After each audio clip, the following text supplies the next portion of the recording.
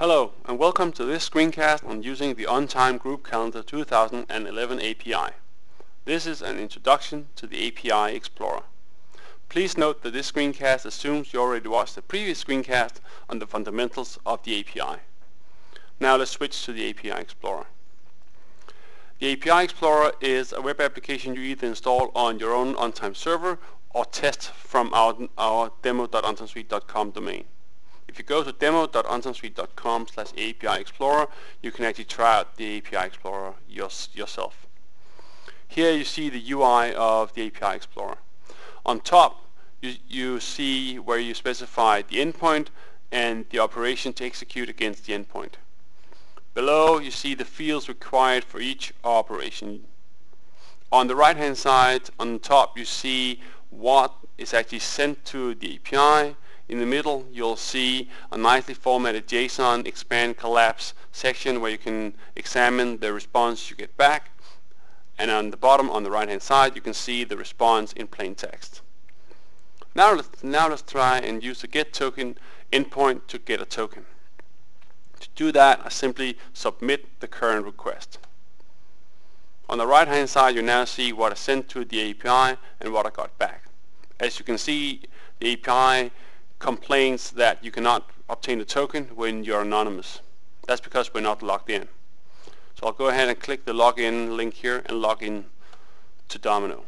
Once I'm logged in, I can go ahead and retry the request to get a token. This time you actually see that I get a response back from the server saying status OK.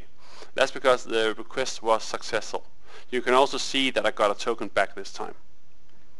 Now I can actually go ahead and switch the endpoint and use the token to perform a request against the main endpoint. Now I've selected the main endpoint. Selecting the main endpoint gives me access to all the other operations within that endpoint. Let's just use the login method. The login operation is used to obtain information about the currently logged in user. To perform all the requests against this endpoint, I'll need the application ID, the application version, as well as an API token.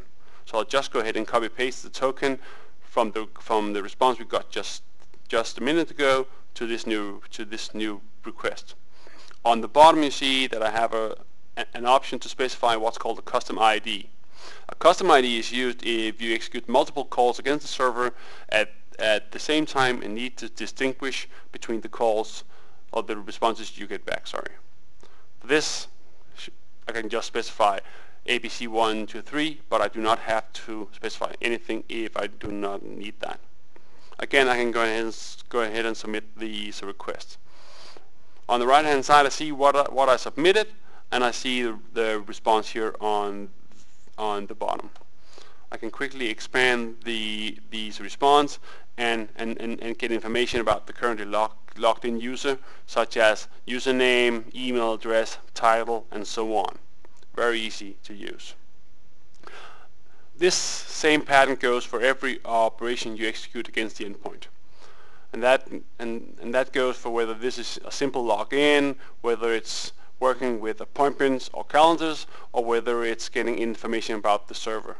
We also actually have an operation called version that allows you to get information about the server you're running against. This time, let's not supply a custom ID.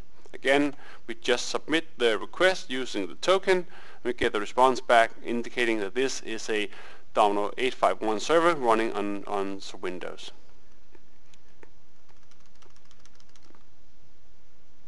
Thank you for joining this screencast on using the OnTime Group Calendar API. If you have any questions about the API, please feel free to contact us. Thank you.